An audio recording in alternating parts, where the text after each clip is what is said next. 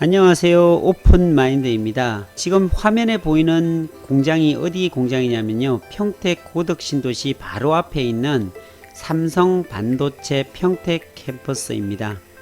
드론 영상을 통해서 이렇게 가깝게 보여지게 되는데요, 많은 분들이 궁금해 하십니다. 하늘에서 보는 삼성 반도체는 어떠한 모습이고, 또 삼성 반도체 앞은 어떻게 조성되어 있고, 지금 현재 상가는 어떻게 되어 있고, 이런 것들에 대해서 많이들 궁금해 하세요. 그래서 오늘 제 방송을 보시는 분들께 평택에 있는 삼성 반도체가 이런 모습으로 만들어졌습니다. 그리고 그 앞은 이렇게 성장했습니다 라고 좀 보여드릴 수가 있을 것 같아요. 특히나 용인 SK하이닉스가 지어지는 모습이 바로 이런 모습이지 않을까라는 생각을 해봅니다. 초인구 원산면에 들어설 SK하이닉스, 무려 규모만 135만 평이죠. 그리고 120조, 그러니까 이런 박스형 반도체 공장이 4개가 들어서는 그런 모습이 바로 이 모습이다 라고 제가 말씀드릴 수가 있겠고요.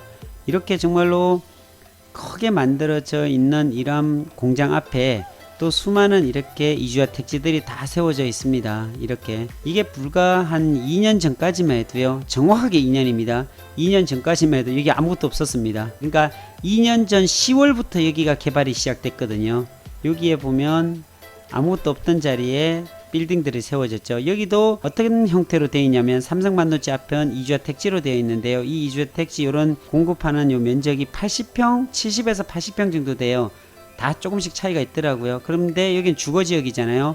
건폐율 60에 용적률 180%가 주거지역인데, 이렇게 만들어 놓은 부분들이 빌딩 이렇게 하나에 1층에는 상가가 들어가 있고요, 2층에 2세대죠, 3층에도 2세대, 4층에는 주인세대에서 5가구가 들어갈 수밖에 없어요. 이렇게 빌딩 하나 만들어 놓은 데가. 자, 이렇게 되면 여기 가격이 어느 정도 돼 있냐면요, 다 20억이 넘어요. 20억에서 25억까지 위치에 따라서 틀리지만 형성이 되어 있습니다. 자, 그러면 이거 다 차 있냐, 공실난 거 아니냐라고 이야기하는 사람이 있는데요, 오해하지 마세요. 다 차 있습니다. 이곳에 인원이 얼마나 많이 들어와 있으면 여기가 다 채워질까요? 여기 다 차 있습니다. 공실 찾기 어렵고요. 이곳에서 살지 못해서 구도심 쪽으로, 송탄이라는 그 구도심의 원룸에 주무시고 생활하시는 분들이 굉장히 많다는 얘기죠. 자, 그래서 삼성 반도체 이 앞은 주거시설 같은 경우는 다 채워졌고요. 상가 같은 경우에는 이 앞쪽 같으면 거의 다 됐는데, 이 앞쪽에서 좀 멀어진 곳은 상가는 아직까지 공실률이 일부 있습니다.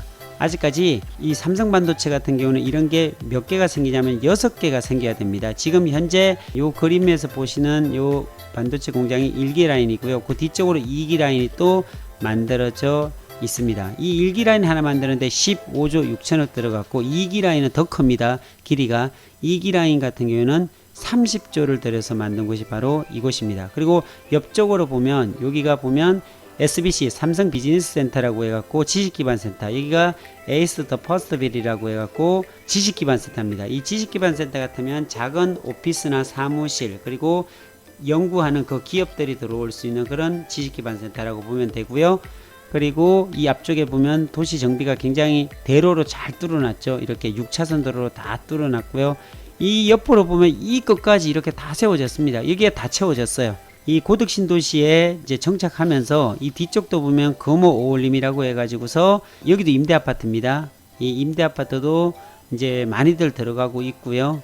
그리고 이 앞쪽은 중앙공원, 지금 현재 2단계가 또 만들어지고, 여기가 리슈빌인가요? 이 앞쪽은 8억원 2차, 여기 공원이 다 세워지고, 여기 시청 부지입니다. 앞으로 평택 시청이 들어와야 할 자리고, 좀 빙 돌아서 보는데 여기가 중심상업지구입니다. 이쪽에 전체적으로 다 중심상업지로서 지금 들어설 자리입니다. 그러니까 평택 같은 경우에는 상업지 비율이 2% 밖에 되지 않습니다. 그래서 어떤 상가 간의 경쟁을 촉발하지 않게끔 해놨고요. 다른 신도시라든지 시에 가보면 상가 비율이 4%까지 가고 이러는데, 이렇게 되면 경쟁이 굉장히 치열해져서 먹고 사는데 문제가 발생이 될 수 있겠죠. 그런 걸 감안해서 평택 같으면은 이런 상가 비율이 2%로 되어 있다고 들었고요. 그리고 위락시설 같으면 0.6%, 정말로 낮죠. 그리고 이 중심 상업지구 앞에 보면 여기 신동아 파밀리라는 임대아파트가 있고요. 그리고 뒤쪽에 보면 이게 자이입니다. 자이는 자이 동양 8억원 이렇게 구성이 되어 있고요. 예, 수변공원으로 잘 만들어졌습니다. 이 앞쪽에 보면 이주화 택지들이 또 있고, 그리고 수변공원이 쭉 만들어지면서 길게 이렇게 잘 돼 있습니다. 그리고 이런 하천을 따라서 물이 개울물처럼 쭉 계속적으로 나옵니다. 그리고 삼성반도체에서 내보내는 방류수가 여기서 나옵니다. 이렇게 방류수가 콸콸콸콸 나오는데 굉장히 많이 나옵니다. 그러니까 이 삼성반도체에서 내보내는 이 방류수가 오염된 부분이 아니라 정류를 다 해서 여러가지 정화 시설을 다 거쳐 가지고 내보내는 거기 때문에 거의 2급수라고 할 정도로 굉장히 깨끗한 물을 내보냅니다. 심지어 기흥이라든지 화성공장에서 내보내는 그런 그 방류수로 인해서 그 방류수가 오산 하천을 통해서 내려가는데요. 그 하천에 수달이 살고 있습니다. 그리고 철새들이 돌아오고 그 철새들이 오산 하천에서 물고기도 잡아먹고 하는 그런 광경들을 볼 수 있을 정도로 반도체 공장에서 나오는 방류수가 깨끗하다는 점을 말씀을 드리겠고요. 나중에 그 용인에 건설될 용인 SK 하이닉스죠. 이런 고음용수 때문에, 그죠, 방류수 때문에 그걸 폐수다라고 다들 말씀을 하셔서 여러가지 환경영향평가에 또 걸려가지고 재평가를 받게 되고 이런 부분이 지금 현재 되고 있는데요. 사실은 그렇게 문제될 거는 아닙니다. 그게 정말로 독극물처럼 오염이 됐다면 지금까지 기흥공장이나 화성공장에서 생산했던 반도체로 이제 버려지는 폐수죠. 방류수입니다. 정확하게 그 방류수로 인해서 오염이 됐다면 하천이 죽고 여러가지 또 영향을 많이 받게 될 텐데 지금까지 그런 사건이 한 번도 없었습니다. 그래서 다양한 실험을 하고 또 조사를 해봤지만 반도체 공장에서 나오는 방류수 같은 경우는 깨끗하다고 이미 검증이 되어 있습니다. 그래서 요 삼성 반도체에서 나오는 방류수가 여기서 나옵니다. 제가 이렇게 산책하다 보면 물이 콸콸 쏟아지는 걸 보고서 저게 뭘까라고 했더니 이 방류수로 보낸다라고 누가 얘기하더라고요. 자, 이렇게 신도시가 만들어집니다. 삼성 반도체 이제 뒤쪽으로 보면 고덕 신도시가 있는데 이 고덕 신도시의 전경의 모습입니다. 이쪽에 보면 여기가 서정리역이 지금 되어 있고요. 이 앞쪽에 보면 도시명 생활주택들이 계속 많이 만들어져 있죠. 이게 한 7, 8천 가구 정도 만들어졌다고 얘기를 하고요. 앞으로 요 비어있는 이곳 같은 경우도 계속적으로 이제 공사가 되어지고 건축이 되어질 예정입니다. 이쪽에 지식기반센터가 앞쪽으로 다 포진되어 있고요. 여기도 이제 연구하시는 분들, 작은 소규모 공장 뭐 이런 것들이 다 공장형 지식기반센터이기 때문에 만들어지고 세워진다라고 보시면 맞을 것 같습니다.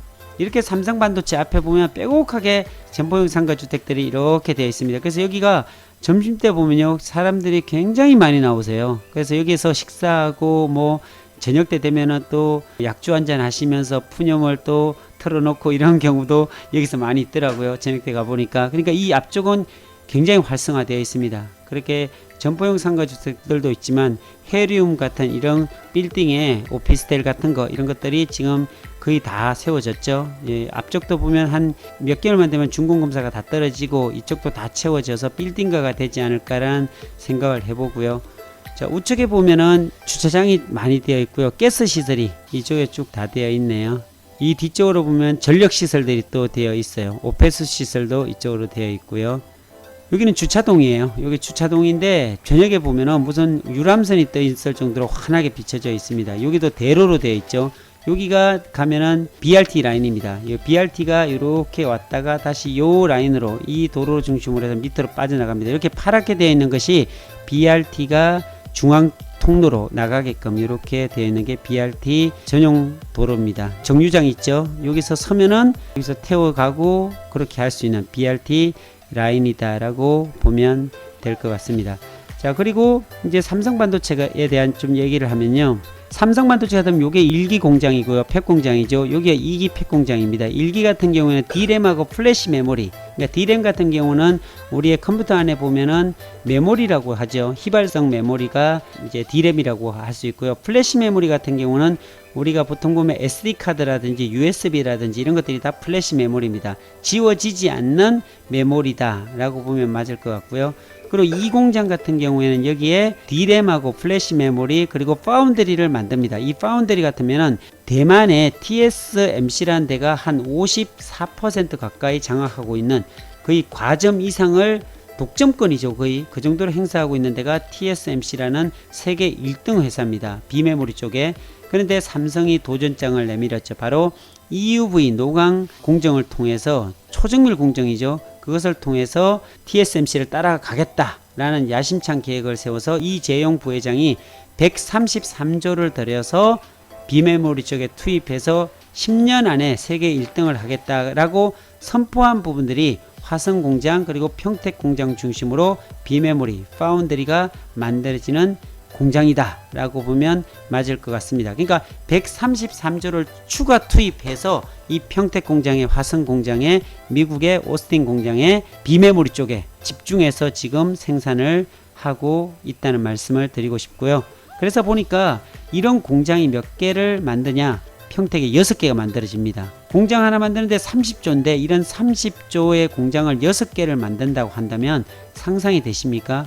그럼 이곳에 고덕신도시가 얼마나 장밋빛으로 물들까라는 생각이 들어요. 공장이 들어서게 되면 인력이 충분하다는 거고 고용이 증가된다는 것이고, 그리고 삼성 반도체가 들어섰다는 것은 삼성 반도체만 들어서는 게 아니라 그 주변으로 협력 업체들이 있을 겁니다. 1차 밴드, 2차 밴드, 3차 밴드 업체들이 있을 텐데 그 밴드 업체들은 삼성 반도체와 멀리 있으면 안 된다고 합니다. 삼성 반도체의 15분 거리 안쪽에 분명히 있어야 되는데, 그래서 삼성 반도체 앞쪽, 바로 지제동이나 방충리, 요 바로 앞쪽이 방충리거든요.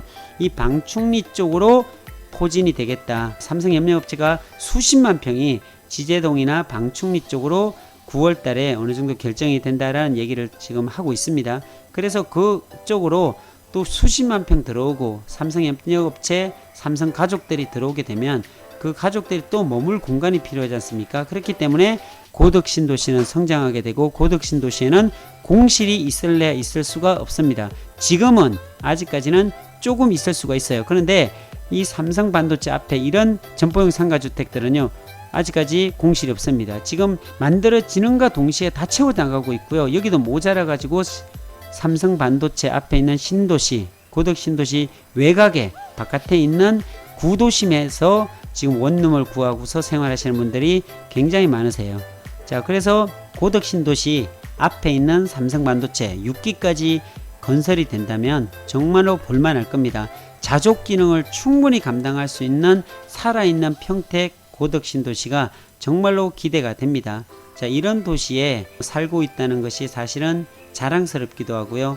나중에 보면 용인 SK하이닉스 같은 경우에도 이렇게 만들어집니다. 아무것도 없는 시골에 건물이 만들어지고 공장이 세워지고 빌딩이 들어오고 공동주택들이 들어오게 되고 아파트와 도시명 생활주택과 점포용 상가주택들이 이렇게 쭉 들어오게 된다면 용인 SK하이닉스 원삼 같은 경우는 천지개벽이 되지 않을까라는 예상을 해보게 됩니다.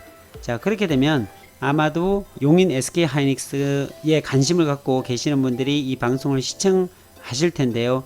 이 모습을 보시면 됩니다. 고덕신도시처럼 아마도 이렇게 대규모 큰 신도시는 아니겠지만 어떤 미니 신도시급으로 만들어지게 되고, 분명한 것은 용인 SK하이닉스 앞에 이런 형태의 도시가 분명히 되지 않을까라는 생각을 해봅니다. 지금 평택 같은 경우에는 그래도 땅이라도 있고요, 도심이라도 형성이 되어 있습니다. 이렇게 서정리역 같은 상권이 되어 있고 상업지역이 되어 있고 이런 곳이면 이해가 되는데, 용인 SK하이닉스 주변에 보면 용인시 초인구 원산면이잖아요. 그 면단위 소재 정말 아무것도 없는 시골에 반도체 공장이 세워지고, 그러면 인력들이 이쪽으로 오게 되고, 또 이 반도체 공장을 만드는 건설 인력들, 정직원들, 정말 그분들이 그 시골에 많은 사람들이 오게 된다면 정말 어떻게 변할까 상상이 가지 않습니다.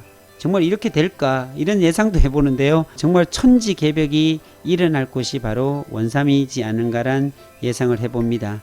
자, 지금은 토지거래 허가로 묶여 있어서 지금 아무것도 정말 할 수가 없는 그런 부분입니다. 그런데 곧 이제 내년 3월이 2년째가 되니까 3년 되면 풀릴 텐데, 그렇게 되면 원삼도 좋아지겠다라는 생각을 해봅니다.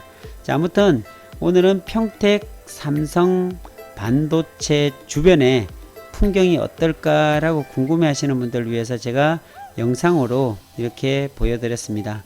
아무튼 고덕 신도시는 계속적으로 성장하고 있다는 그 사실만큼은 분명한 거고요. 우리가 상상하기 힘든 어려울 정도의 반도체 공장 6개가 만들어진다면 정말로 생각하기 어려울 정도로 고덕 신도시는 성장해 있을 것이다 라는 예상을 해봅니다. 현장에서 들려주는 땅 이야기 오늘은 여기서 마치도록 하겠습니다. 감사합니다.